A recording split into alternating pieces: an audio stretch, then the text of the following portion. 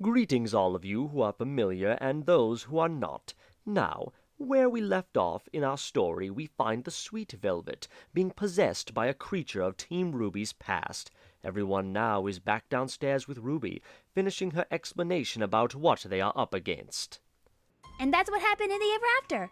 I had no idea the cat had plans for a sequel. Can we put that in print? Don't look at me. I didn't write this. How did he do it? I wasn't technically alive during that whole thing. Oz, what do you know about the cat? Well, nothing much. All I know is that the cat's inclusion in the story was omitted from the later editions due to the cat scaring children, seeing him in their dreams and telling them to juggle knives and jumping out windows. Basically like a bad creepypasta? Exactly. Fox, will you stop talking to yourself and help us out here? We need to save Velvet. It's all Roman's fault. Really, Red? The cat was dead thanks to Neo. You were the one who gave them the book, and the cat was in that book, and Velvet got possessed by it. Well, don't blame me. It was all their fault. They bought a gift last minute. Well, excuse me for thinking of my friend on her birthday. If I didn't, she would have gotten more film-laced dust like last year. And trust me, that stuff ain't cheap. While all this was going on, Yatsuhashi decided to go upstairs to see what he could do to help out. As he enters, he hears low growling, purring from Velvet's bedchamber. Yatsu, closer, closer. It would be lovely if I could have a cup of tea! What have you done with Velvet? She's here with me! Then, for a moment, the real Velvet flashed back to existence with a pleading look in her eyes. Yatsu, help me! Before going right back to the Velvet Cat. What a little asshole. Oops. Let that one out. You won't get away with this! Oh yeah? Just try me! And Yatsu and the cat Velvet began to do a thumb wrestling contest? I don't think he knows what to do.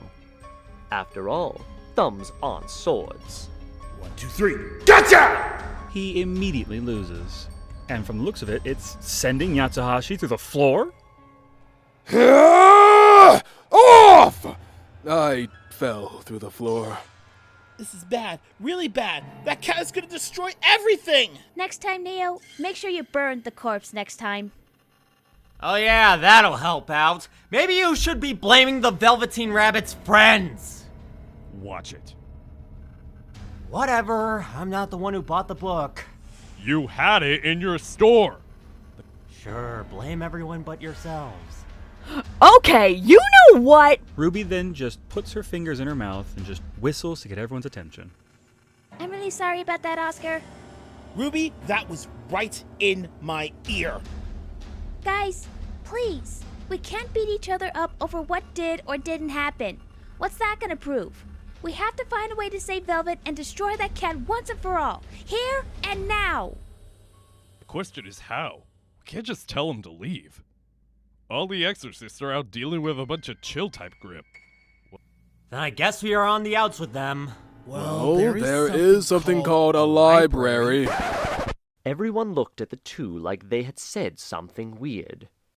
I believe the correct pronunciation is library. Really?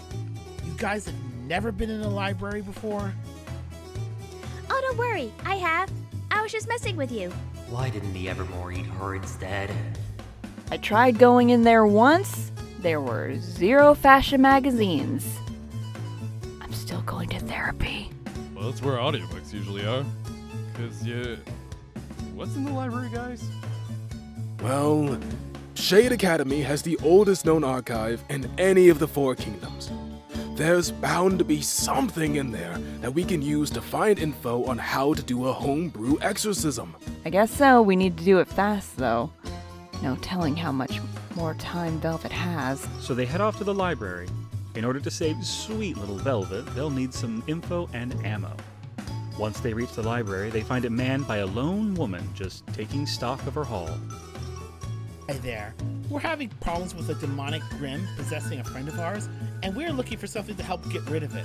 Have you tried telling them you're ready for a commitment?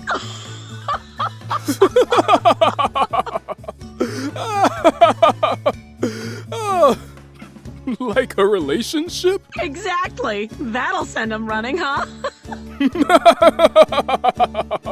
Okay, come on, it wasn't that funny. I can't believe that it missed out on going to the hidden snow valley with Wise, Yang, and Blake for this. And Whitley went along with them. It would have been a lot better than this. Ready for a commitment? Yatsu! Oh, right. What books do you have with that subject? Here you go. Maybe this'll help. Thank you! Let's go, Brickhouse! We don't have time for your jokes! Now we cut to the front of a book called Angry Spirits and How to Kick Them Out of Your Life and Your Friend's Body by Judy Blume. So we don't need to download these on our scrolls? No. And there isn't any screen to flip the pages? What? No, you flipped the pages yourself. Several bad Gen Z moments later.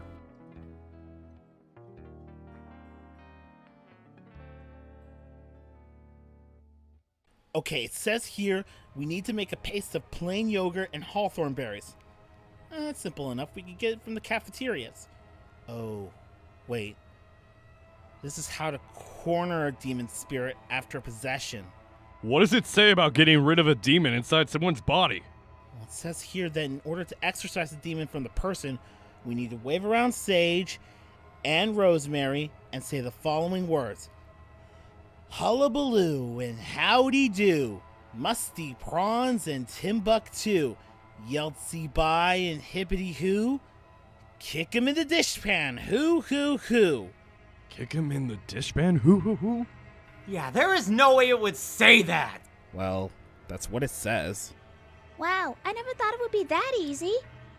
It also says we need to spray the room with the yogurt and hawthorn berry concoction, or the demon will just go right back into the affected person or affect another object. Well, we could still do that, but how do we actually put the mix onto the demon? Actually, we can just use some big squirt guns. Speaking of which, happy early birthday, Fox. Ah, you remembered. Thank you. But no time to celebrate now. So they prepared by having Roman and Neo break into the toy store and steal several Super Soaker guns. Come on, load it up! We don't have all day! Yeah, but what would you get out of it? Speaking of which, load them up! Meanwhile, everyone went to the nearest grocery store and cleaned out the plain yogurt and hawthorn berries section. Welcome to Luna Store, where everything is in the weirdest of places. Ruby, go pay for it! On it! Thank God she left this for me to order pizza, but this is more important. Someone please buy Velvet some carrot cake cupcakes. She'll need them after this. On it! Thank God he gave me this for emergencies. They head back to the house, which, when they returned, was covered in frost and cobwebs. The scent of death hung in the air like a fresh nightmare. How will our intrepid heroes rescue their beloved teammate? Stay tuned for the conclusion to find out. Oh boy, I hope I live!